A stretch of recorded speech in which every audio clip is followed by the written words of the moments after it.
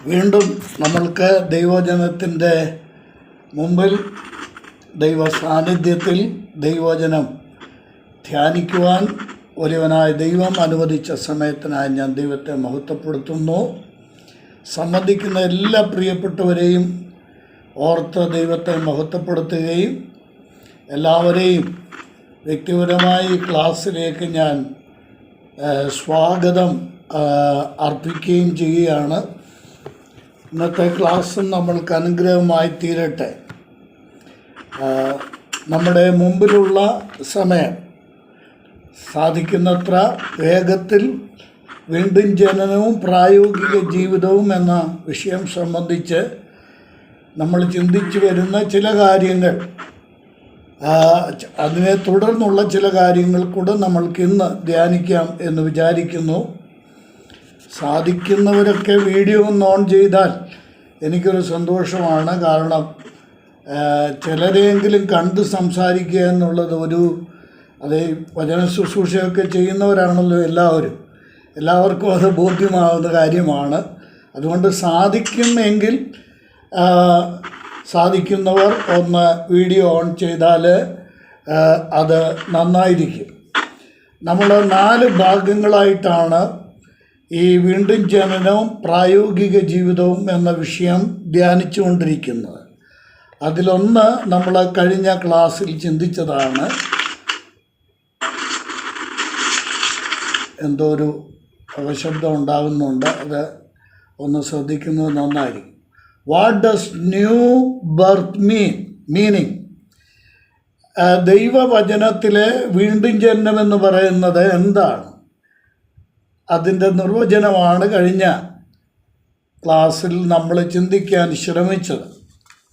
ഇന്ന് ഞാൻ പറഞ്ഞ രണ്ടാമത്തെ വിഷയത്തിലേക്ക് വരാം. കഴിഞ്ഞ ക്ലാസ്സിൽ ഓർമ്മിപ്പിച്ചതാണ്. വീണ്ടും ജനനം എന്തിനു വേണ്ടിയാണ്? ഒരു വ്യക്തി വീണ്ടും ജനിക്കുന്നത് എന്തിനു വേണ്ടിയാണ്? തിരുവെഴുത്ത് വ്യക്തമായി പറയുന്ന ചില കാര്യങ്ങൾ. എല്ലാം ഒന്നും പറയാനായിട്ട് സാധിക്കില്ലെന്ന് എല്ലാവർക്കും അറിയാം. വചന പരിജ്ഞാനമുള്ള ദൈവമക്കളാണല്ലോ, ദൈവദാസന്മാരാണല്ലോ ഏറെ. അതുകൊണ്ട് അതിപ്രധാനമായ 3 കാര്യങ്ങൾ മാത്രം ഓർമ്മിപ്പിക്കാനാണ് ആഗ്രഹിക്കുന്നത്. വീണ്ടും ജനനം എന്തിനു വേണ്ടിയാണ്? ഒന്നാമത്, നമ്മുടെ കർത്താവായ യേശുക്രിസ്തു വ്യക്തമാക്കി. ഞാൻ പറഞ്ഞല്ലോ, യേശുക്രിസ്തുവാണ് വീണ്ടും ജനനത്തെ സംബന്ധിച്ചുള്ള ഉപദേശം വ്യക്തമായി പഠിപ്പിച്ചത്. യോഹന്നാൻ എഴുതിയ സുവിശേഷം 3-ാം അധ്യായത്തിലാണ്. എന്തിനു വേണ്ടിയാണ് വീണ്ടും ജനനം എന്ന ചോദ്യത്തിൻ്റെ ആദ്യ ഉത്തരം നമ്മളവിടെ കാണുന്നുണ്ട്. യോഹന്നാൻ 3-ാം അധ്യായത്തിൻ്റെ 3-ാം വചനവും 5-ാമത്തെ വചനവും. ഈ 2 വചനം കൂടെ ചേർത്ത് പഠിച്ചാൽ വീണ്ടും ജനനം എന്തിനാണ് എന്ന ചോദ്യത്തിൻ്റെ ആദ്യ ഉത്തരം നമ്മൾക്ക് കണ്ടെത്താൻ കഴിയും.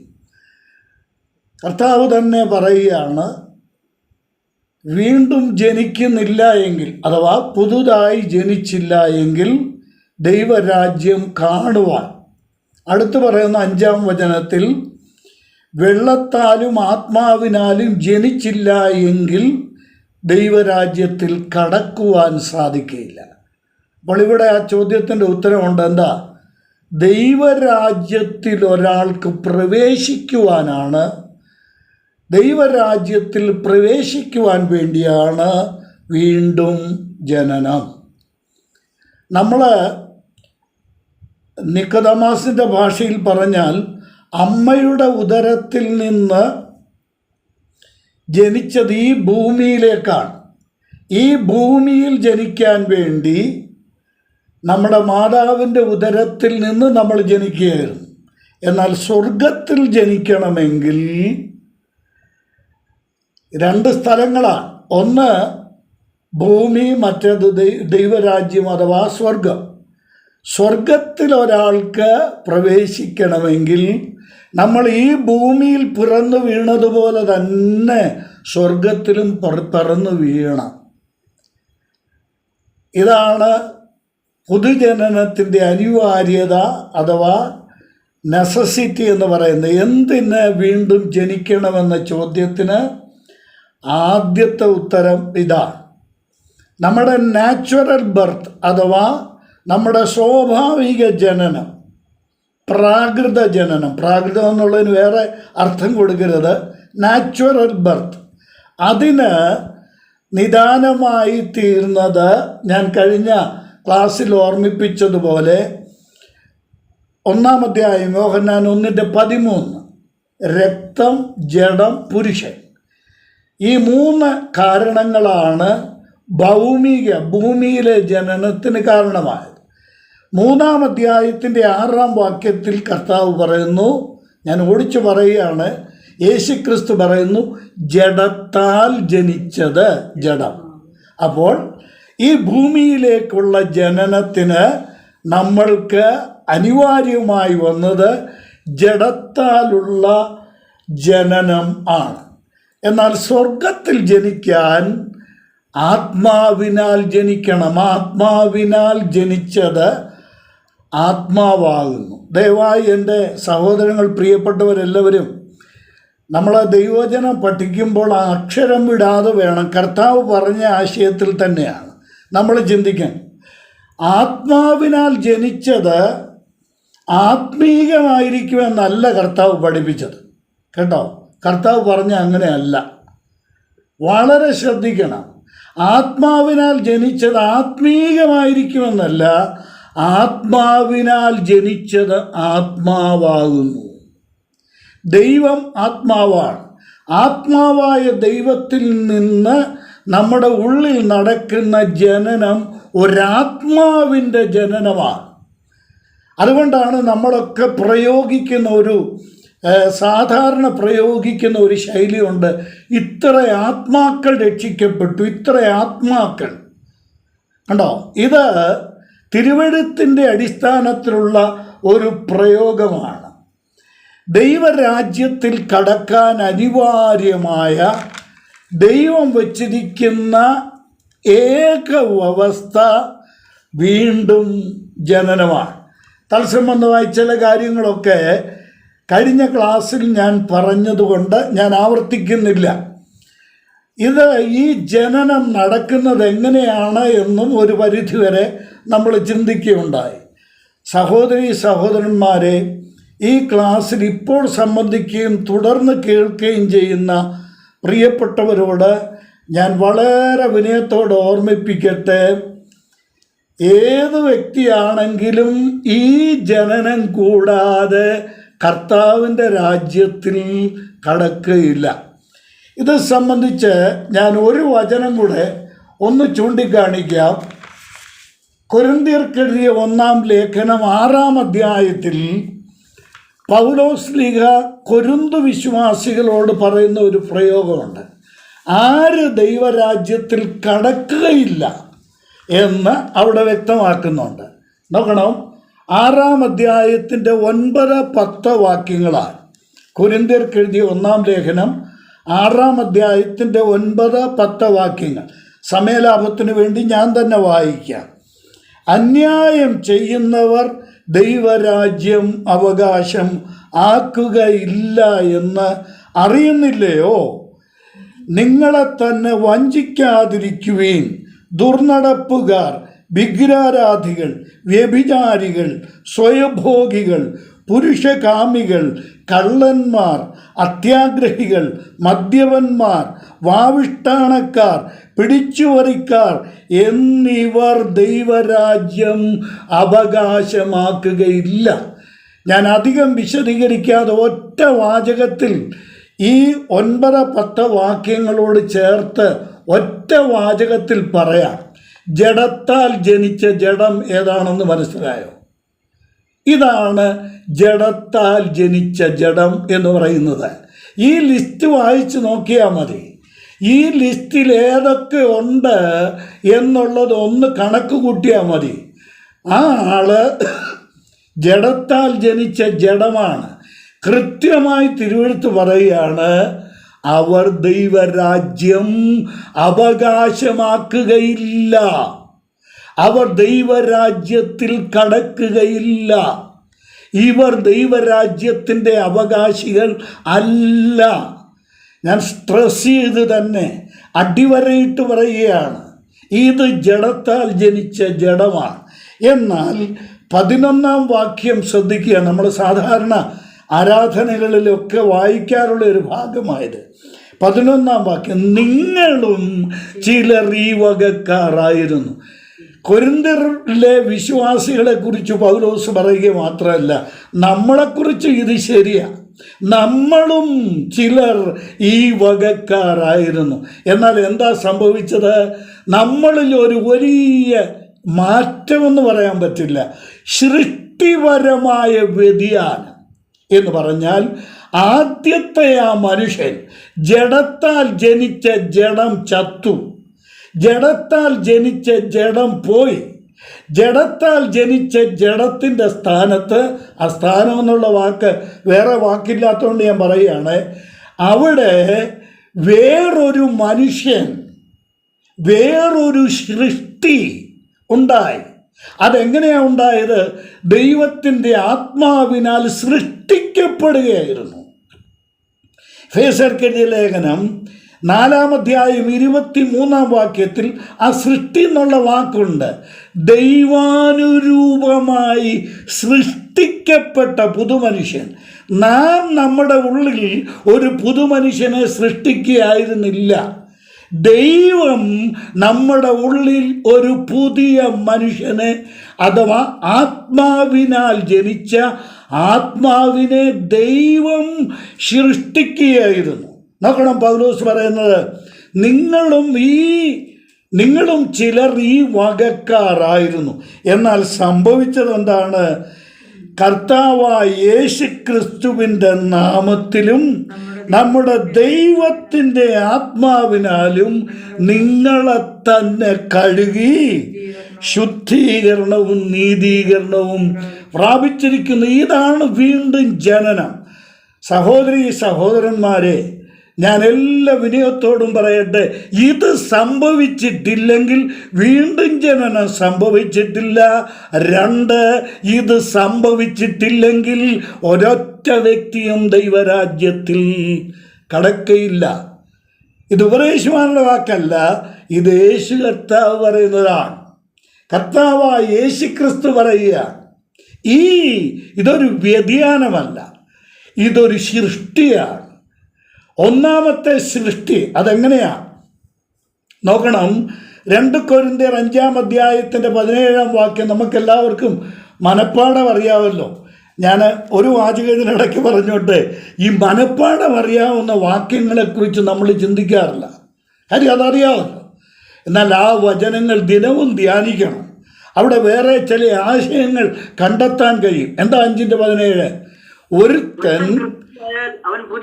ഒരുത്തൻ ക്രിസ്തുവിലായാൽ അവൻ പുതിയ സൃഷ്ടിയാകുന്നു. പിന്നെ പഴയത് കഴിഞ്ഞുപോയി, ഇതാ അത് പുതുതായി തീർന്നിരിക്കുന്നു. നമ്മൾ അവിടം കൊണ്ട് അങ്ങ് നിർത്തുമെന്നേ ഇല്ലേ? അവിടം കൊണ്ട് നമ്മൾ നിർത്തും. അടുത്ത വാചകം എന്താ? അതിനൊക്കെയും ദൈവം തന്നെ കാരണഭൂതൻ. ദൈവം കാരണഭൂതനായി ഒരു സൃഷ്ടി അകത്ത് നടന്നില്ലെങ്കിൽ, കേട്ടോ, സൃഷ്ടിക്ക് പിമ്പിലൊരു കാരണമുണ്ട്. ആദിയിൽ ദൈവം ആകാശവും ഭൂമിയും സൃഷ്ടിച്ചു. ആ സൃഷ്ടിക്ക് പിമ്പിലെ കാരണം ആരാണ്? ദൈവമാണ്. എൻ്റെ അകത്തെ പുതിയ മനുഷ്യൻ്റെ സൃഷ്ടിക്ക് പിമ്പിലെ കാരണം വലിയവനായ ദൈവമാണ്. ഞാൻ ഇതിനോട് ചേർത്ത് 1 കൊരിന്ത്യർ 6-ാം അധ്യായത്തിൽ നമ്മൾ വായിച്ച വചനത്തോട് ചേർത്ത് വേറൊരു ഭാഗം കൂടെ പൗലോസ് പറയുന്നു. ഇതിനോട് ചേർത്ത് വെച്ചിരിക്കുന്ന വേറൊരു ഭാഗം ഗലാത്യർക്ക് എഴുതിയ ലേഖനം 5-ാം അധ്യായം 19 മുതൽ 21 വരെയുള്ള വാക്യങ്ങൾ ഒന്ന് ഞാൻ തന്നെ വായിക്കാൻ സഹോദരന്മാരെ. കാരണം ഒരാൾ വായിച്ചിട്ട് ആവർത്തിക്കുമ്പോൾ അത്രയും സമയം പോകുമല്ലോ. അപ്പോൾ ആ സമയം നഷ്ടപ്പെടുത്താൻ വേണ്ടി ഇരിക്കേണ്ടതെന്ന് ഞാൻ തന്നെ വായിക്കാം. ജഡത്തിൻ്റെ പ്രവൃത്തികളോ ദുർനടപ്പ്, അശുദ്ധി, ദുഷ്കാമം, വിഗ്രഹാരാധന, ആഭിചാരം, പക, പിണക്കം, ജാരശങ്ക, ക്രോധം, ശാഠ്യം, ദ്വന്ദ്വപക്ഷം, ഭിന്നത, അസൂയ, മദ്യപാനം, വെറിക്കുത്ത മുതലായവ എന്ന് വെളിവാകുന്നു. നമ്മളെല്ലാം ഇവിടം കൊണ്ട് നിർത്തും. സഭയിലൊക്കെ പഠിപ്പിക്കുമ്പോൾ ആത്മാവിൻ്റെ ഫലവും ജഡത്തിൻ്റെ പ്രവൃത്തികളും പഠിപ്പിക്കുമ്പോൾ നമ്മളെല്ലാം ഇവിടം കൊണ്ടങ്ങ് നിർത്തും. എവിടം കൊണ്ട് എന്ന് വെളിവാകും അല്ലേ, എന്ന് വെളിവാകുന്നു. എന്നാൽ അടുത്ത വാക്യമാണ് വളരെ പ്രസക്തമായ വചനം. എന്താ അടുത്തത്? ഈ വക പ്രവർത്തിക്കുന്നവൻ എവിടെ കാണുകയില്ല. കണ്ടോ? ലാഘവമായി വീണ്ടും ജനനത്തെക്കുറിച്ച് പഠിപ്പിക്കരുത് പ്രിയപ്പെട്ടവരെ. ഇവയുള്ളവൻ ദൈവരാജ്യത്തിൽ പ്രവേശിക്കൽ. എന്തുകൊണ്ടാ? അവൻ വീണ്ടും ജനിച്ചവനല്ല. രണ്ടാം പിറവി അവൻ്റെ ജീവിതത്തിൽ സംഭവിച്ചിട്ടില്ല. മനസ്സിലാകുന്നല്ലോ? ഞാനല്ലല്ലോ പറയുന്നത്, ദൈവവചനമല്ലേ. വ്യക്തമായിട്ട് ദൈവമക്കളെ മനസ്സിലാക്കണം. ദൈവരാജ്യത്തിൽ കടക്കാനാണ് വീണ്ടും ജനനമെന്ന് ഒറ്റ വാചകത്തിൽ പറഞ്ഞിട്ട് നമുക്കങ്ങ് പോകാം, കേട്ടോ. എന്നാൽ ജഡത്തിൻ്റെ അവസ്ഥയും ആത്മാവിൻ്റെ അവസ്ഥയും ഇത് തമ്മിലുള്ള വ്യത്യാസം ഞാൻ കഴിഞ്ഞ ക്ലാസ്സിൽ പറഞ്ഞെന്നാണ് എൻ്റെ ഓർമ്മ. കമ്പാരിറ്റീവ് സ്റ്റഡി ഉണ്ട് എന്ന് പറഞ്ഞാൽ താരതമ്യം ചെയ്തുള്ള പഠനമുണ്ട്. എന്നാൽ ഇത് കമ്പാരിറ്റീവ് സ്റ്റഡി അല്ല, കോൺട്രാസ്റ്റ് സ്റ്റഡിയാണ്. ഒന്നിനു നേരെ വിരുദ്ധമാണ്, പരസ്പര വിരുദ്ധമായ കാര്യമാണിത്. ജഡത്തിന് നേരെ വിരുദ്ധമായ ഒന്നാണ് ആത്മാവ് എന്ന് പറയുന്നത്. ഈ അകത്തുള്ള ദൈവത്തിന് സ്തോത്രം, ആത്മാവ് ഇല്ലാത്തവനെ നമുക്ക് തിരിച്ചറിയാം. വ്യക്തമായിട്ട് അതിൻ്റെ അടയാളം ദൈവത്തിൻ്റെ വചനം വ്യക്തമാക്കുക. ഞാൻ 2 വേദഭാഗങ്ങളെ എടുത്തുള്ളൂ, കേട്ടോ പ്രിയപ്പെട്ടവരെ. ഇതൊക്കെ ആഴത്തിൽ നമ്മൾ ഗ്രഹിക്കാൻ ആവശ്യമുള്ള ഒരു കാര്യമാണ്. അപ്പോൾ വീണ്ടും ജനിക്കുന്നത് എന്തിനാണ് എന്ന ചോദ്യത്തിന്, ഒന്നാമത്തെ ചോദ്യത്തിന്, അഥവാ ആ ചോദ്യത്തിൻ്റെ ഒന്നാമത്തെ ഉത്തരം, ഒന്നാമത്തെ ചോദ്യമല്ല, ആ ചോദ്യത്തിൻ്റെ ഒന്നാമത്തെ ഉത്തരം നമ്മളിവിടെ കാണാൻ ശ്രമിക്കുകയായിരുന്നു. എന്താ? ദൈവരാജ്യത്തിൽ കടക്കാൻ വേണ്ടിയാണ്. ഞാൻ ഒരു വാചകം കൂടെ ഇതിനോട് ചേർത്ത് വെക്കട്ടെ. നമ്മുടെയൊക്കെ ജീവിത അനുഭവത്തോട് ചേർത്ത് എൻ്റെ പ്രിയ സഹോദരങ്ങൾ ഒന്ന് ചിന്തിക്കണേ, നമ്മളെ പരിശോധിക്കണം. ഞാൻ ഇനി ഇല്ല. ഗലാത്യർക്കെഴുതിയ ലേഖനം 2:20. ഞാൻ ക്രിസ്തുവിനോടുകൂടെ ക്രൂശിക്കപ്പെട്ടു, ഞാൻ ഇനിയില്ല. പിന്നെ ആരാ ജീവിക്കുന്നതാ? ക്രിസ്തു എന്നിൽ ജീവിക്കുകയാണ്. ദൈവത്തിന് സ്തോത്രം. ഞാൻ എളിമയോടെ പറയട്ടെ, നമ്മിലെ ഞാൻ ഭാവം ചത്തിട്ടില്ലെങ്കിൽ, മരിച്ചിട്ടില്ലെങ്കിൽ നമ്മൾ ഉറക്കെ ചിന്തിക്കണം, കേട്ടോ. ഞാൻ ഒന്നാമത്തെ കസേര എനിക്ക്, ഞാൻ ഒന്നാമതില്ല. ഇത് ക്രിസ്തീയ ജീവിതത്തിൻ്റെ ഒടുവിലത്തെ കാര്യമല്ല, കേട്ടോ. ക്രിസ്തുവിനോടുകൂടെ ക്രൂശിക്കപ്പെടുക എന്ന് പറയുന്നത് ക്രിസ്തീയ ജീവിതത്തിൻ്റെ തുടക്കമാണ്. സ്വയം മരിക്കുക. ഞാൻ ഒരു വാക്കിൽ ഇങ്ങനെ പറയട്ടെ, ഈ സ്വയം എന്ന് പറയുന്ന ആ ഘടകം മരിച്ചു കഴിഞ്ഞാൽ നമ്മിലെ മറ്റ് ദുഷ്ടഭാവങ്ങൾ എല്ലാം മരിച്ചിരിക്കും. നിങ്ങളൊന്ന് ചിന്തിച്ച് നോക്കിക്കേ. ബാക്കിയെല്ലാം അവിടെ തീരും. ബാക്കി എല്ലാ സ്വഭാവങ്ങളുടെയും കുഴി തോണ്ടുന്നത്, ശവക്കുഴി തോണ്ടുന്നത് അവിടെയാണ്. ദൈവമായ കർത്താവ് നമ്മളോട് ഇടപെടട്ടെ പ്രിയപ്പെട്ടവരെ. ഞാനിങ്ങനെ പറയാം, ഈ ജനനം നടക്കുമ്പോൾ, അഥവാ വീണ്ടും ജനനം നടക്കുമ്പോൾ 2 കാര്യങ്ങളാണ് സംഭവിക്കുന്നത്, മറന്നുപോകരുത്. അത് റോമാലേഖനം 6-ാം അധ്യായത്തിൽ അത് രണ്ടും പറഞ്ഞിട്ടുണ്ട്. ക്ഷമിക്കണേ, അത് രണ്ടും പറഞ്ഞിട്ടുണ്ട്. എന്താ? 1 ഒരു മരണം, 2 ഒരു ജനനം. ഞാൻ ക്രിസ്തുവിനോടുകൂടെ മരിച്ചു. ക്രിസ്തു എൻ്റെ കൂടെ മരിക്കുകയല്ല, ഞാൻ രക്ഷിക്കപ്പെടുമ്പോൾ യേശു ക്രിസ്തു എൻ്റെ കൂടെ മരിക്കുകയും ഞാൻ മരിക്കുകയും ചെയ്യില്ല. പിന്നെ ക്രിസ്തു എന്നെയും കൊണ്ട് മരിച്ചു. ഇതൊക്കെ വലിയ മാസ് തിയോളജി ഒന്നും പറയില്ല. ഇതൊക്കെ വേറെ പുസ്തകത്തിൻ്റെ അടിസ്ഥാന സത്യമാണ്. പലരും പറയുന്നത് ഞാൻ രക്ഷിക്കപ്പെട്ടപ്പോൾ ഞാൻ ക്രിസ്തുവിനോടുകൂടെ മരിച്ചെന്നാ. അങ്ങനല്ല തിരുവെഴുത്തിൽ പറയുന്നത്. നമ്മൾ രക്ഷിക്കപ്പെട്ടപ്പോഴല്ല, യേശു ക്രൂശിൽ മരിച്ചപ്പോഴാണ് നമ്മൾ ക്രിസ്തുവിനോട് കൂടെ മരിച്ചത്. വിശ്വസിക്കുമ്പോൾ അത് നമ്മുടെ അനുഭവമാകുന്നു എന്നുള്ളതാണ്. അവിടെ ഒരു മരണം നടക്കുന്നുണ്ട്. 2 ജനനം ആണ്. വീണ്ടും ജനനം. വീണ്ടും ജനനത്തിൽ നടക്കുന്ന 2 കാര്യങ്ങൾ. 1 ഒരു മനുഷ്യൻ്റെ മരണം, 2 വേറൊരു മനുഷ്യൻ്റെ ജനനം. എൻ്റെ കൂടെ ചിന്തിക്കുന്ന സഹോദരങ്ങളെല്ലാം അലംഭാവമെല്ലാം വെടിഞ്ഞ് ചിന്തിക്കുന്നുണ്ടെന്ന് ഞാൻ വിചാരിക്കുന്നു. ഇതൊക്കെ ഗൗരവമായിട്ടുള്ള വിഷയമാണല്ലോ. എനിക്കറിയാം, ധ്യാനിക്കുന്നുണ്ടെന്നറിയാം. നിങ്ങളോർക്കണം, മരണത്തിൻ്റെ പിമ്പിൽ അനുഭവിക്കുന്ന വേദനയുടെ പേര് മരണവേദന എന്നാണ്. ജനനത്തിൻ്റെ പിമ്പിൽ അനുഭവിക്കുന്ന വേദന പ്രസവവേദന അഥവാ ജനനവേദന. ഞാൻ ലളിതമായൊരു ചോദ്യം ചോദിച്ചപ്പുറം പോകാം. ഈ 2 വേദനയും സഹിച്ചാണോ നീ വീണ്ടും ജനിച്ചത്? വീണ്ടും ജനനത്തിൽ ഈ 2 വേദന നീ അനുഭവിച്ചിട്ടുണ്ടോ? കൈവക്കിയാൽ ഈ വേദന ഉണ്ടാവില്ല കേട്ടോ. ഈ വേദന അനുഭവിച്ചവരാണ് വീണ്ടും ജനിച്ചത്. അപ്പോൾ ഞാൻ അപ്പുറം പോകട്ടെ. വീണ്ടും ജനിക്കുന്നത് എന്തിനു വേണ്ടിയാണ് എന്നുള്ള ചോദ്യത്തിൻ്റെ ഒന്നാമത്തെ ഉത്തരം ദൈവരാജ്യത്തിൽ പ്രവേശിക്കുവാൻ വേണ്ടിയാണ്. രണ്ടാമത്തെ ഉത്തരം നമ്മൾ ഈ ചിന്തിച്ചതിൻ്റെ ഒരു തുടർമാനമായ മറുപടിയാണത്.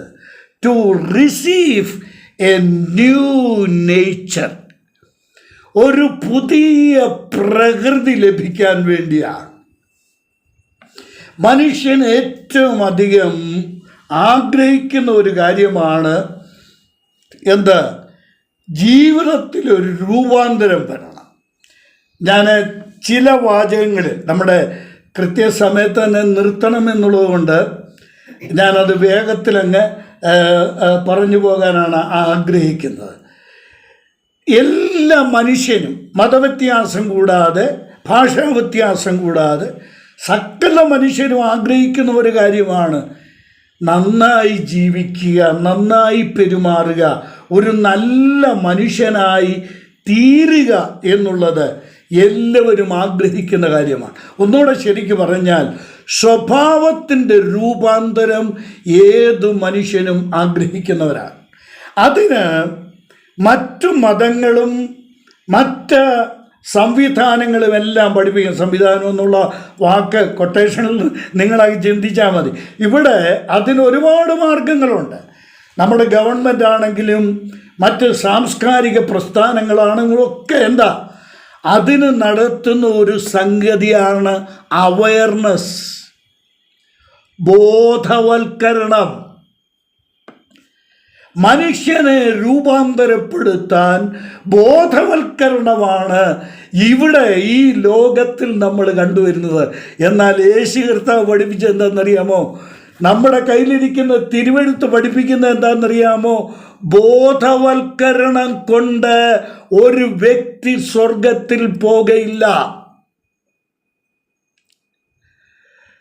ഞാൻ വായിച്ച ഒരു പുസ്തകത്തിലെ ഒരു ദൃഷ്ടാന്തം പറയാം. ഒരു ചെന്നായ്, ഉദാഹരണമാണ്, ഒരു ചെന്നായ്, അതിൻ്റെ മൗലിക സ്വഭാവം എന്താണ്? അതിൻ്റെ ജന്മ സ്വഭാവം എന്താണ്? കടിച്ചു കീറുക എന്നുള്ളതാണ്. ഒരു ചെന്നായുടെ മൗലിക സ്വഭാവം അതിൻ്റെ ജന്മ സ്വഭാവം എന്ന് പറയുന്നത് കടിച്ചു കീറുക. അതുകൊണ്ട് വേറെ പുസ്തകത്തിൽ അങ്ങനെ തന്നെയാണ് പ്രയോഗം, കടിച്ചു കീറുന്ന ചെന്നായ് എന്നൊക്കെയാണ് പറയുന്നത്. അതിൻ്റെ മൗലിക സ്വഭാവമാണ്, അതിൻ്റെ സ്വതസിദ്ധമായ ജന്മസിദ്ധമായ നൈസർഗികമായ സ്വഭാവമാണ്. എന്നാൽ ഞാൻ പറയുന്നത് ഇനി ശ്രദ്ധിച്ചോണേ, ഒരു ചെന്നായെ ചങ്ങലക്കിട്ടിരിക്കുന്നിടത്തോളം കാലം അതാരെയും കടിക്കുകയില്ല കേട്ടോ. ഈ ചങ്ങല കിടക്കുന്നിടത്തോളം അതിന് നമ്മൾ പറയുന്ന വാക്ക് തൊടലെന്നല്ലേ, നമ്മുടെ മധ്യ തിരുവിതാംകൂറിൽ പറയുന്നത് ചങ്ങലയ്ക്ക് പറയുന്നത് തൊടലെന്നാണ്. ഈ തൊടലിൽ കിടക്കുന്നിടത്തോളം കാലം അതാരെയും കടിക്കുകയില്ല. തൊടലെന്ന് പോയാൽ, തൊടല് പൊട്ടിച്ചു പോയാൽ അതിൻ്റെ തനി സ്വഭാവം പുറത്തു വരും.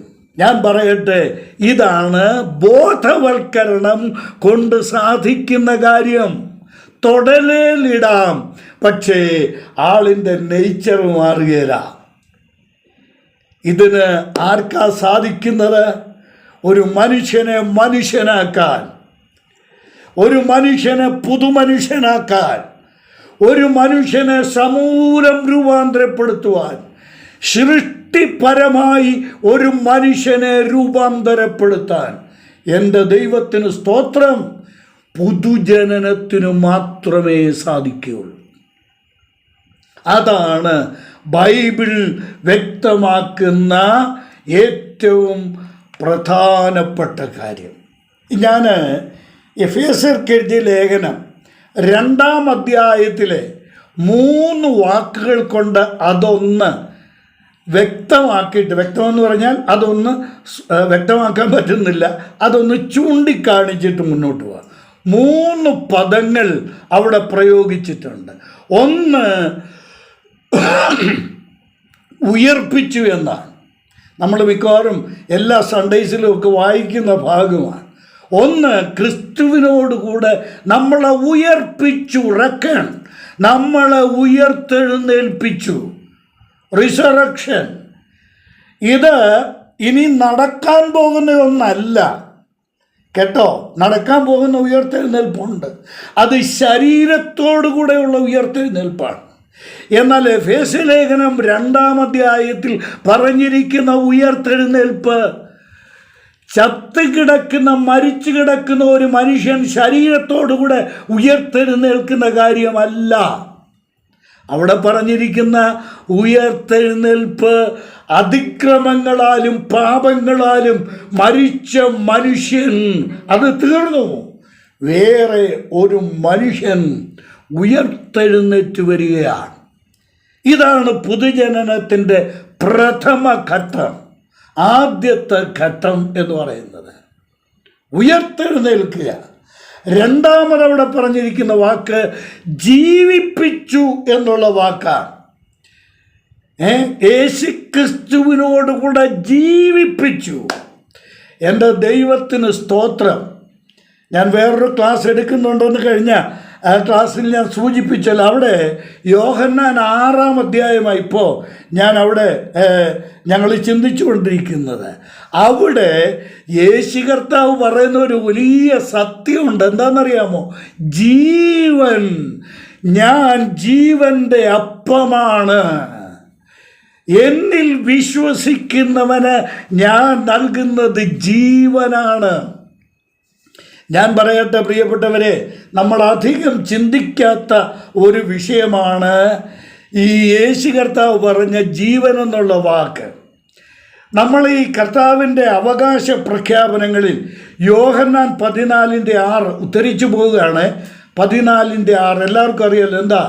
ഞാൻ തന്നെ വഴിയും സത്യവും ജീവനുമാണ്. ഈ വഴിയും സത്യവും നമ്മളെല്ലാവരും വിശദീകരിക്കും. ഏത് യോഗത്തിൽ, കവലപ്രസംഗത്തിലാണെങ്കിലും ഈ വഴിയും സത്യവും നമ്മൾ പറയും.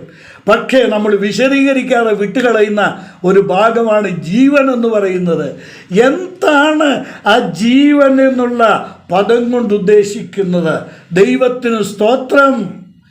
ഈ മരണം വരെയുള്ള ജീവനാണ് അമ്മയുടെയും അപ്പൻ്റെയും ദാനമായി നമ്മൾക്ക് ലഭിക്കുന്ന ജീവൻ. എന്നാൽ കുഴിമാടത്തിനപ്പുറത്ത് നിത്യജീവൻ നൽകുന്ന ജീവനാണ് കർത്താവായ യേശുക്രിസ്തു. അതുകൊണ്ടാണ് കർത്താവ് പറഞ്ഞത്, നമ്മൾ ഈ രണ്ടും കൂടെ ചേർക്കണേ, ഞാൻ പുനരുത്ഥാനവും ജീവനുമാണ്.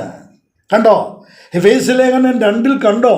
ഇത് രണ്ടും കൂടെ, 1 ഉയർപ്പിച്ചു, 2 ജീവൻ നൽകി, പുനരുത്ഥാനവും പിന്നെ ജീവനും. തിരുവഴുത്ത് ഇങ്ങനെ ചേർത്ത് വച്ചിരിക്കുകയാണ് സത്യങ്ങൾ. ദൈവത്തിന് സ്തോത്രം. ഈ ജീവൻ അവസാനിക്കാത്തതാണ്. ഒരിക്കൽ ജനിച്ചാൽ പിന്നെ മരണമില്ലാത്ത ജീവനാണ് യേശുക്രിസ്തു മുഖാന്തരം ഒരു വ്യക്തിക്ക് ലഭിക്കുന്നത്. രക്ഷയുടെ ഭദ്രത, വീണ്ടും ജനനത്തിൻ്റെ ഭദ്രത. 2 ഇവിടെ പറഞ്ഞിരിക്കുന്നത് ജീവിപ്പിച്ചു എന്നുള്ളതാണ്. ഞാൻ എളിമയോടൊരു സത്യം പറയട്ടെ, നമ്മളൊക്കെ സഭാജീവിതവും ക്രിസ്തീയ ജീവിതവും ഒക്കെ നയിക്കുന്നവരാണ്. ഈ പുനരുത്ഥാനത്തിൻ്റെ അനുഭവവും ഈ ജീവൻ്റെ ശക്തിയും നമ്മളിൽ വ്യാപരിക്കുന്നുണ്ടോ?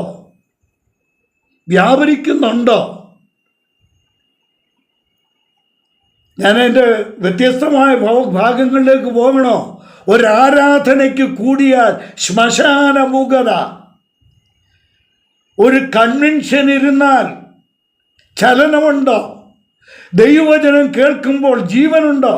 ഒരാത്മീക ഗാനം ആലപിക്കുമ്പോൾ ഉള്ളിൽ ആത്മാവ് തുടിക്കുന്ന അനുഭവമുണ്ടോ? ദൈവത്തിന് സ്തോത്രം ചെയ്യാറുണ്ടോ? ഈ പുനരുത്ഥാനത്തിൻ്റെ ശക്തിയും ഈ ജീവനും സ്തോത്രം. പ്രിയപ്പെട്ടവരെ, ദൈവത്തെ നമ്മൾക്കാർക്കും മണ്ടനാക്കാൻ സാധിക്കുകയില്ല. വീണ്ടും ജനിച്ചാൽ അതിൻ്റെ ചലനമുണ്ടായിരിക്കും. 1 ഉയർത്തെഴുന്നേൽപ്പിച്ചു, 2 ജീവിപ്പിച്ചു, 3 ഹല്ലേലൂയ, ദൈവത്തിന് സ്തോത്രം, സ്വർഗത്തിലിരുത്തും എന്നല്ല, പിന്നെ എൻ്റെ സഹോദര, എൻ്റെ പ്രിയ സഹോദരി, നിന്റെ ഹൃദയത്തിൽ തൊട്ട് ഇന്ന് രാത്രി ഞാനല്ല, ദൈവാത്മാവ് ചോദിക്കുകയാണ്, നിനക്ക് ഈ ബോധ്യമുണ്ടോ? ഞാൻ ഇരിക്കുന്നത് സ്വർഗത്തിലാണെന്ന്. ഈ മാറ്റമാണ് പുതുജനനം എന്ന് പറയുന്നത്. ഇതിനാണ് വീണ്ടും ജനിക്കുന്നത്. വീണ്ടും ജനിച്ചവനെ കണ്ടാൽ അറിയാം. കേട്ടോ? ദൈവത്തിന് സ്തോത്രം. ഒരു പുതിയ നേച്ചർ, ഒരു പുതിയ മനുഷ്യൻ ഉയർത്തെഴുന്നേൽക്കുന്നു, ജീവിപ്പിക്കപ്പെടുന്നു, സ്വർഗത്തിൽ ഇരുത്തപ്പെടുന്ന അനുഭവം. സ്വർഗത്തിൽ പോയോ? എന്തിനാ വീണ്ടും ജനനം? എന്തിനാ? ദൈവരാജ്യത്തിൽ കടക്കുവാനാണ്. സ്വർഗത്തിൽ ദൈവരാജ്യത്തിൽ കടന്നോ? ദൈവത്തിന് സ്തോത്രം. സ്വർഗത്തിലിരുത്തിയിരിക്കുക. കേട്ടോ? ഇതാണ് പുതുജനനം. ഇനി അധിക സമയം നമ്മുടെ മുമ്പിലില്ലല്ലോ. കഴിവതും സമയത്തിന് മുമ്പേ അവസാനിപ്പിക്കാൻ ഞാൻ ശ്രമിക്കാം. 3, എന്തിനു വേണ്ടിയാണ് വീണ്ടും ജനിക്കുന്നത്? 1, ദൈവരാജ്യത്തിൽ പ്രവേശിക്കുവാൻ. ഞാൻ അങ്ങനെ തന്നെ അങ്ങ് പറഞ്ഞു പോവുക. 2, ഒരു പുതിയ ജീവനും പുതിയ ജീവിതവും ലഭിക്കുവാൻ വേണ്ടിയാണ്. പുതിയ ജീവനും പുതിയ ജീവിതവും ലഭ്യമാകാനാണ് വീണ്ടും ജനിക്കുന്നത്. 3, to become a member of God's family, ദൈവത്തിൻ്റെ കുടുംബത്തിലെ അംഗമാകാൻ വേണ്ടിയാണ്. ദൈവത്തിൻ്റെ കുടുംബത്തിലെ അംഗമാകാൻ വേണ്ടിയാണ്. ഞാൻ എൻ്റെ വീട്ടിൽ ജനിച്ചപ്പോൾ ഞാൻ മാത്രമേ, നമ്മളെല്ലാവരും നമ്മൾ ജനിച്ചപ്പോൾ നമുക്ക് എത്ര ബന്ധങ്ങളാണെന്നറിയാം. ഒരപ്പനുണ്ടാകുന്നു, അമ്മയുണ്ടാകുന്നു, സഹോദരന്മാരുണ്ടാകുന്നു, സഹോദരിമാരുണ്ടാകുന്നു.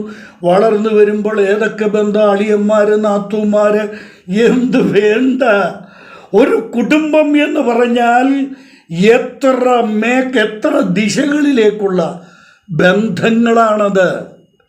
സ്തോത്രം, സ്തോത്രം. ഞാൻ ദൈവത്തിൻ്റെ പുത്രനാകുമ്പോൾ, ദൈവത്തിൻ്റെ മകനല്ല, അതാവർത്തിച്ച് ഞാൻ പറയുകയാണ്, ഞാൻ ദൈവത്തിൻ്റെ പുത്രനാകുമ്പോൾ എനിക്കൊരു പിതാവ്, എനിക്കൊരു മാതാവ്. മീതേ ഉള്ള യെരൂശലേമോ, അവൾ സ്വതന്ത്രയാകുന്നു, അവൾ തന്നെ നമ്മുടെ അമ്മ. എനിക്കൊരമ്മയുണ്ടാകുന്നു. ഉടപ്പിറന്ന സഹോദരങ്ങൾ ഒരർത്ഥത്തിൽ രക്തബന്ധങ്ങളല്ല, എന്നാൽ രക്തബന്ധമാണ്. കാൽവരിയിലെ ക്രൂശിലെ രക്തത്തിൻ്റെ ബന്ധം. എത്ര സഹോദരങ്ങൾ! ഞാനിവിടെ ഏതെങ്കിലും രോഗം കൊണ്ട് വേദനിക്കുമ്പോൾ എനിക്ക് വേണ്ടി വേദനിക്കാൻ എത്രയെത്ര സഹോദരങ്ങൾ. ഇതാണ് ദൈവത്തിൻ്റെ കുടുംബം എന്ന് പറയുന്നത്. നമ്മൾ ആ ദൈവത്തിൻ്റെ കുടുംബത്തിൻ്റെ അംഗമായി തീരുകയാണ്.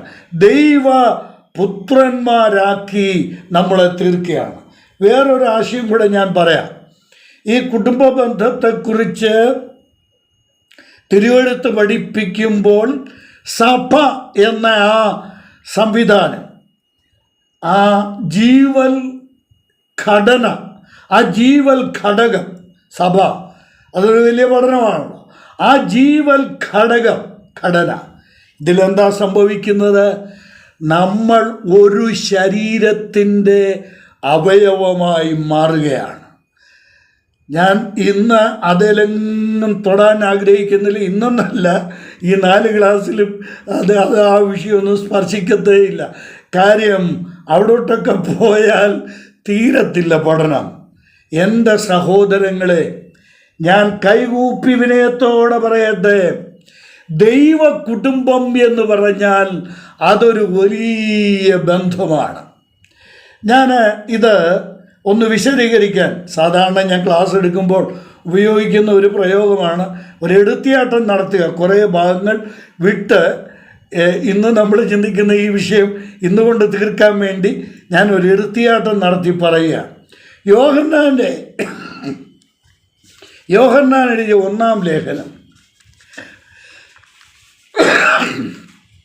2-ാം അധ്യായം, 1 യോഹന്നാൻ 2-ാം അധ്യായത്തിൻ്റെ 11 മുതൽ 15 വരെയുള്ള വാക്യങ്ങൾ വായിച്ചാൽ അവിടെ ഈ ദൈവ കുടുംബത്തിലെ 3 വ്യത്യസ്തരായിട്ടുള്ള ആളുകളെക്കുറിച്ച് പറഞ്ഞിട്ടുണ്ട്. അഥവാ 3 വ്യത്യസ്ത വിഭാഗത്തെ അവിടെ യോഹന്നാൻ പരിചയപ്പെടുത്തുന്നുണ്ട്. ഞാൻ ആ പ്രസക്തമായ വാക്യങ്ങൾ ഒന്ന് വായിച്ചു പോകാം. 11-ാം വാക്യം നോക്കുക. 2-ാം അധ്യായത്തിൻ്റെ 11-ാമത്തെ വാക്യം എന്താ? 1 യോഹന്നാൻ 2-ാം അധ്യായത്തിൻ്റെ 11-ാമത്തെ വാക്യം. 2-ാം അധ്യായം, സോറി, ഈ 12-ാം വാക്യം ബ്രദറെ. കുഞ്ഞുങ്ങളെ, നിങ്ങൾ കുഞ്ഞുങ്ങൾ. അപ്പോൾ ഈ കുടുംബത്തിൽ ആരുണ്ട്? കുഞ്ഞുങ്ങളുണ്ട്. എല്ലാവരുടെയും കയ്യിൽ ബൈലിംഗൽ ബൈബിളായിരിക്കും എന്ന് ഞാൻ വിചാരിക്കുന്നു. നോക്കിയേ, അവിടെ കുഞ്ഞുങ്ങളെന്നുള്ളതിന് കൊടുത്തിരിക്കുന്നത് എന്താ? Little children. ദൈവത്തിൻ്റെ കുടുംബത്തിൽ കൊച്ചു കുഞ്ഞുങ്ങളുണ്ട് എന്ന് പറഞ്ഞാൽ, പത്രോസിൻ്റെ ഭാഷയിൽ പറഞ്ഞാൽ ഇപ്പോൾ ജനിച്ച ശിശുക്കളുണ്ട്. 2, ദൈവത്തിൻ്റെ കുടുംബത്തിൽ വേറെ ഒരു വിഭാഗം ആളുകളുണ്ട്. അതാരാണ്? 14-ാം വാക്യത്തിൻ്റെ മധ്യഭാഗം. 14 മധ്യഭാഗം. ബാല്യക്കാരെ, നിങ്ങൾ ശക്തരാകയാലും. ബാല്യക്കാർ, ഇംഗ്ലീഷിലൊന്ന് നോക്കിയേ. ഈ ബാല്യക്കാർ എന്നുള്ളതിന് വളരെ നല്ലൊരു പ്രയോഗം ഇംഗ്ലീഷിൽ. എന്താ? Young men. ബ്രദറുകാർക്ക് യങ് മെൻ എന്ന് പറഞ്ഞാൽ പെട്ടെന്ന് മനസ്സിലാവും അല്ലേ? YMEF എന്ന് പറയുന്നത് എന്താ? യങ് മെൻസ് ഇവാഞ്ചലിക്കൽ അസോസിയേഷൻ, അങ്ങനെ കണ്ടാണല്ലോ പറയുന്നത്. YMEF, evangelical association.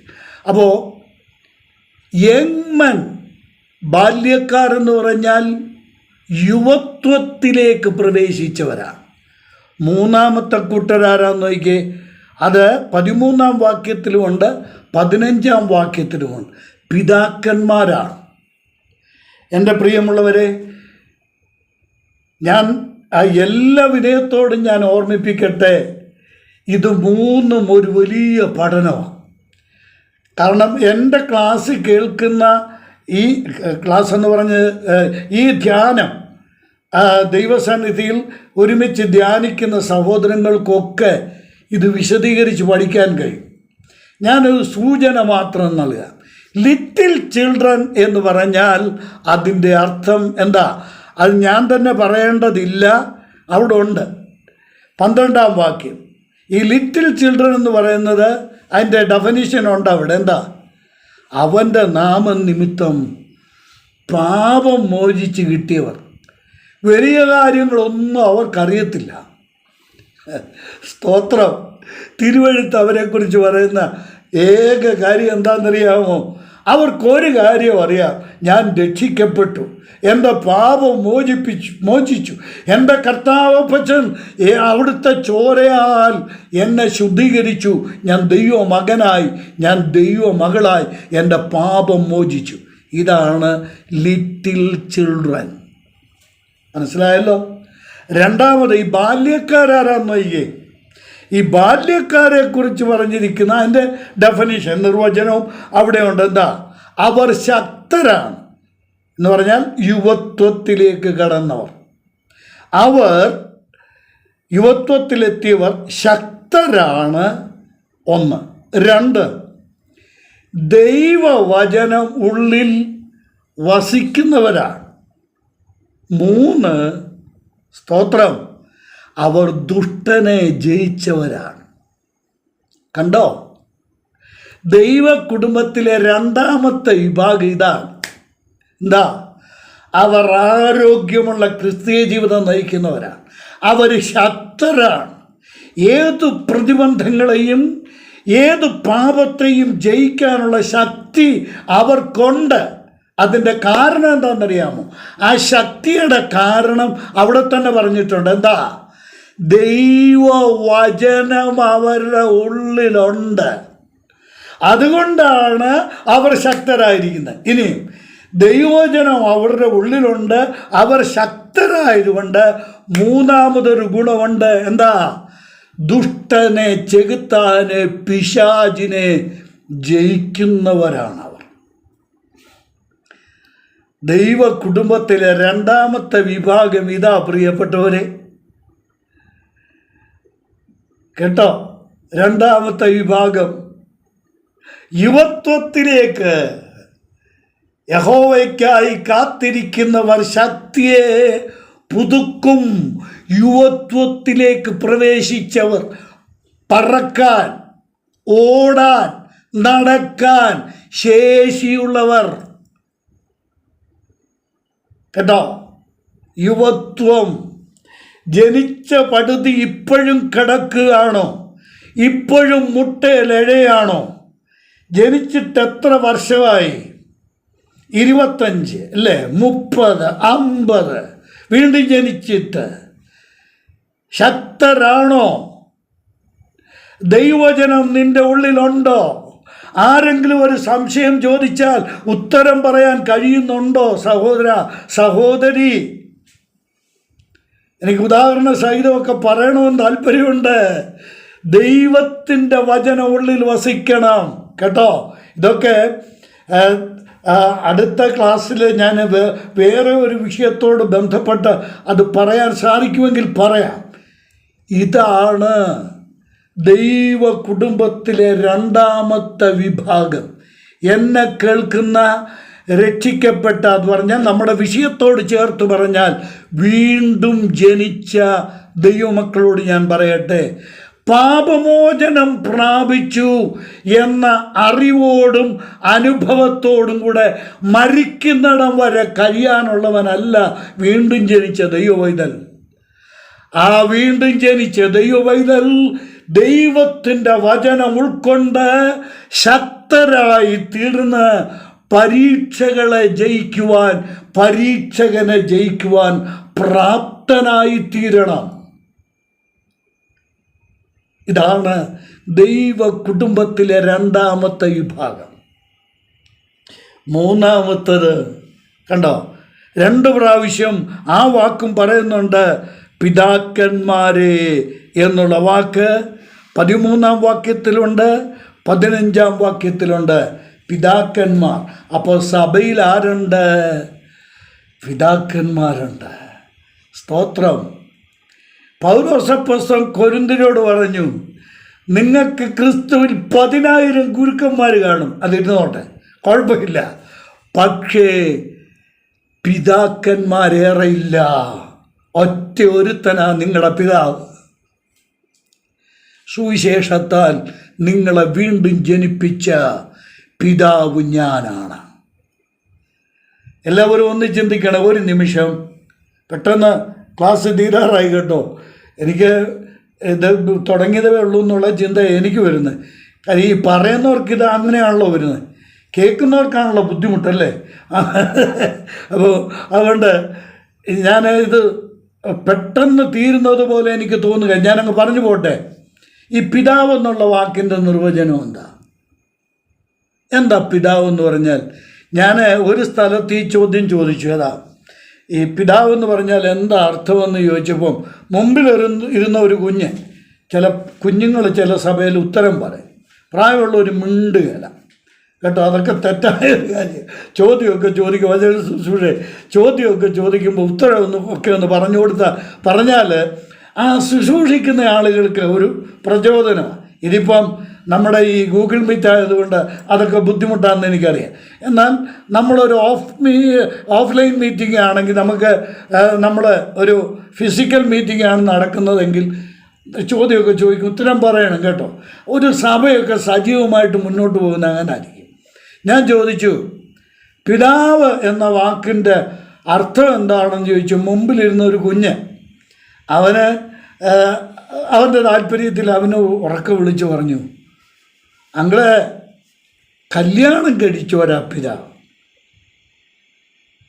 നിങ്ങളൊന്ന് ചിന്തിച്ചേ, പിതാവ് എന്ന വാക്കിൻ്റെ അർത്ഥം കല്യാണം കഴിച്ചവരെന്നാണോ എൻ്റെ നിർവചനം? കല്യാണം കഴിച്ചിട്ട് മക്കളില്ലാത്ത എത്രയോ ഹതഭാഗ്യരുണ്ട്. അപ്പോൾ വിവാഹം കഴിച്ചവരല്ല ആര്? പിതാവ് ആരാ? ലളിതമായ ഉത്തരമാണ്. എന്താ? മക്കളുള്ളവരാണ് പിതാവ്. സ്തോത്രം. ക്ലാസ് തീരാറായി. ഞാൻ ചോദിക്കട്ടെ ഒരു ചോദ്യം, നിങ്ങൾക്ക് എത്ര മക്കളുണ്ട്? വീട്ടിലെ കാര്യമല്ലേ ചോദിച്ചത്. സുവിശേഷം കൊണ്ട് സ്തോത്രം നിങ്ങൾ ജനിപ്പിച്ച എത്ര മക്കളുണ്ടെന്നാണ് ഞാൻ ചോദിച്ചത്.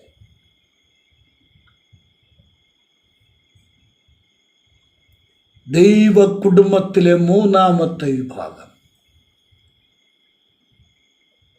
സ്തോത്രം. സുവിശേഷകന്മാർ മാത്രം പിതാക്കന്മാരായാൽ പോരാ. ഞാൻ വേഗം പറയട്ടെ, രക്ഷിക്കപ്പെട്ട സകല ദൈവമക്കളും സുവിശേഷം കൊണ്ട് മക്കളെ ജനിപ്പിക്കണം. കേട്ടോ? ഞങ്ങളുടെയൊക്കെ ജീവിതത്തിലെ ഏറ്റവും വലിയ ഭാഗ്യമെന്ന് പറയുന്നത്, ഞാൻ പറയട്ടെ, സാമ്പത്തികമായൊന്നും കാര്യമായി നേടാനൊന്നും കഴിഞ്ഞില്ല.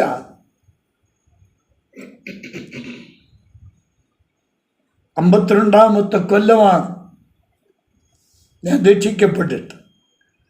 സുവിശേഷകനായി കഴിഞ്ഞല്ല എനിക്ക് ആത്മീക മക്കളുണ്ടാകാൻ തുടങ്ങിയത്. കേട്ടോ, ദൈവത്തിന് സ്തോത്രം. ജീവിതത്തിലെ ഏറ്റവും വലിയ സമ്പാദ്യം നമ്മൾ നേടിയ ആത്മാക്കളാണ്. ഇന്ന് ഈ വിതയ്ക്കുന്ന കാലം നാം മൗനമായിരിക്കുവാൻ പാടില്ല. വിത്ത് ചുമന്ന് കരഞ്ഞും കൊണ്ട് നടക്കണം. കറ്റ ചുമന്ന് ആർപ്പോടെ വരുന്ന ഒരു ദിവസം ഉണ്ടാകണം. ചെറിയാൻ സാർ പാടിയ പാട്ട് നമ്മൾ മിക്കവാറും എല്ലാവരും ഈണത്തിൽ പാടാറുണ്ട്. ഇന്ന് പാരിൽ കണ്ണുനീരിൽ നിൻ വചനം വിതയ്ക്കും ഞാൻ, അന്ന് നേരിൽ നിന്നരികിൽ വന്ന് കതിരുകൾ കാണും. കർത്താവിന് സ്തോത്രം, കർത്താവിന് സ്തോത്രം, ദൈവത്തിന് മഹത്വം.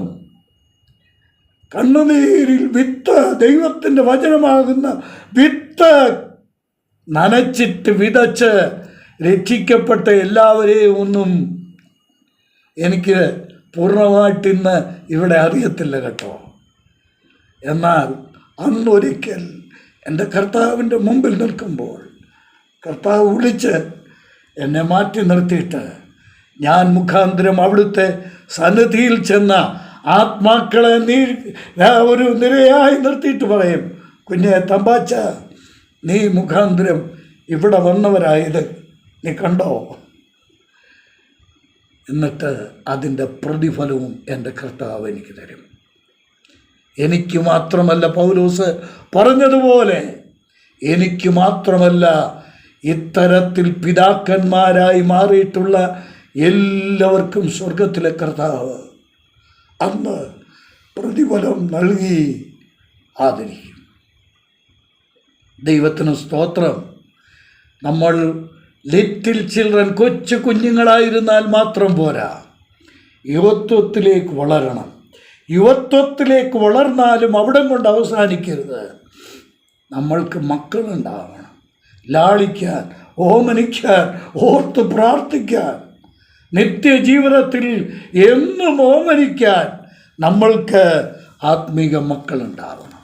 കർത്താവ് നമ്മെ സഹായിക്കട്ടെ. പ്രിയപ്പെട്ടവരെ, ഇന്ന് രാത്രിയിൽ നമ്മൾ ചിന്തിച്ചത് പുതുജന്മത്തിലെ രണ്ടാമത്തെ ഭാഗമാണ്. നമ്മൾ ചിന്തിച്ചത് എന്തിനാണ് വീണ്ടും ജനിക്കുക.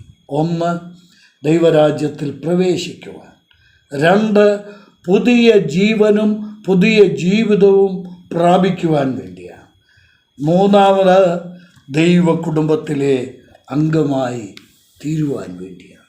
കർത്താവ് നമ്മളെ സഹായിക്കട്ടെ. ഈ ധ്യാനിച്ച കാര്യങ്ങൾ നമ്മുടെ ജീവിതത്തിൽ അനുഭവമാക്കാൻ കർത്താവ് നമ്മെ സഹായിക്കട്ടെ. എല്ലാവർക്കും നന്ദി. ഈ വചനങ്ങളാൽ ദൈവം നമ്മെ ഏവരെയും അനുഗ്രഹിക്കുമാറാകട്ടെ.